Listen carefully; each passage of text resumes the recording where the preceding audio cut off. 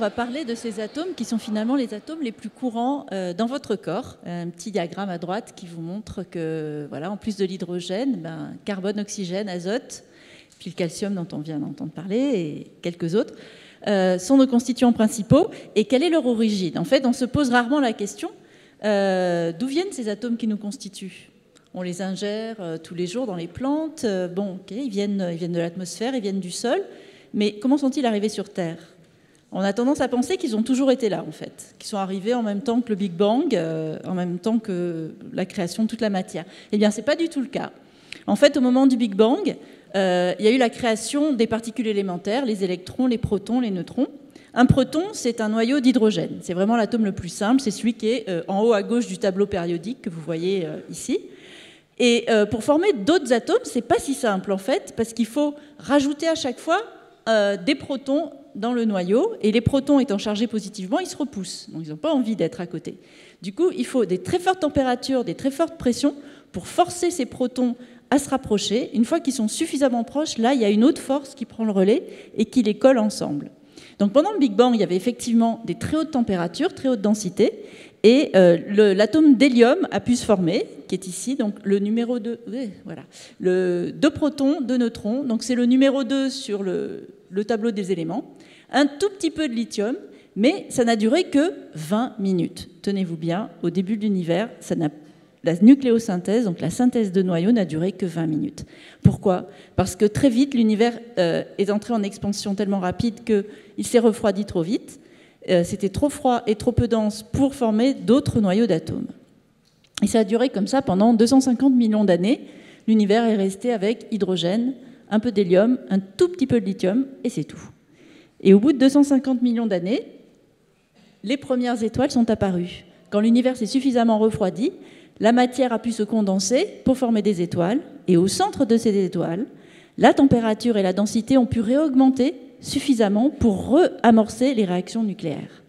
Donc réaction de fusion, ici par exemple, vous voyez 2 noyaux d'hélium qui s'assemblent pour former du beryllium, qui réabsorbent un noyau d'hélium pour former du carbone.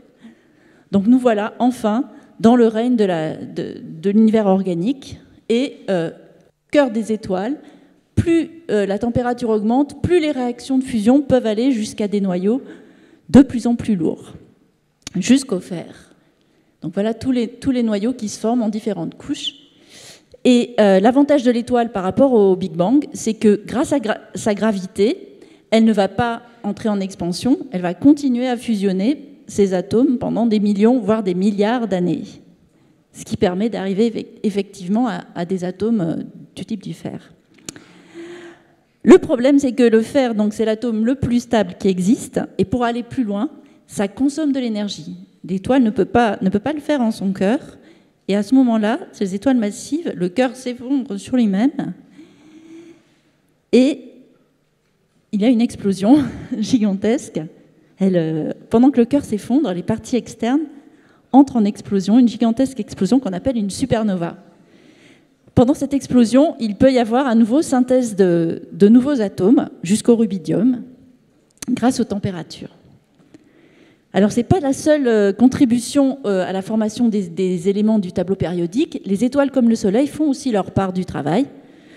Différemment, elles sont moins chaudes, elles vivent beaucoup plus longtemps par contre, et elles sont plus nombreuses. Donc elles arrivent quand même à contribuer, faire du carbone, de l'azote, et aussi à capturer des neutrons en fin de vie pour former plein d'atomes de la fin du tableau périodique. Au centre quand une étoile comme le Soleil meurt, le centre de l'étoile devient une naine blanche. C'est le tout petit point blanc que vous voyez ici au centre. Et quand c'est un système binaire, la moitié des étoiles sont binaires dans des systèmes, 2 étoiles tournent autour de l'autre. Cette naine blanche peut aspirer la matière de son compagnon, et du coup, ça réanime les réactions, ça peut faire un emballement et une bombe thermonucléaire gigantesque dans laquelle l'étoile explose et est complètement vaporisée. Et dans cette explosion, à nouveau, la synthèse d'atomes comme les oligoéléments, le magnésium, le cuivre, le zinc, sont formés.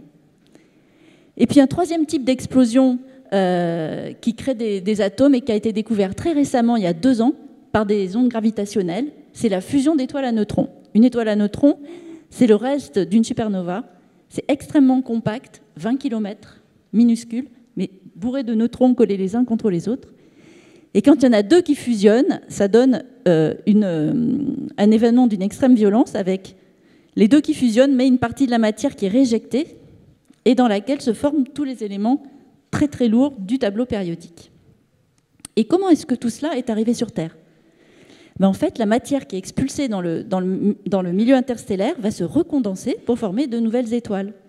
Et le Soleil, c'est déjà une étoile de 3e génération. Donc du coup, quand notre Soleil s'est formé, ici vous voyez une image d'un système qui est très similaire au Soleil, en train de se former dans un nuage près de nous. Quand il s'est formé, à cause de la rotation, il y a eu un disque de matière autour qui contenait déjà tous ces éléments lourds, dont du silicium pour former des roches, une planète rocheuse comme la nôtre, et aussi de l'eau, par exemple, qui était sous forme de glace et qui arrivait sur la Terre par les comètes, ainsi que tous les autres éléments dont j'ai parlé. Tous ces éléments ont permis de former une planète où il y avait les conditions pour abriter la vie. Donc, pour conclure, voici la composition, le tableau des éléments, mais qui est cette fois colorié en fonction de la contribution de chacun des types de morts d'étoiles dont je vous ai parlé. Et vous voyez que vous êtes constitués à plus de 90% de matière issue des étoiles.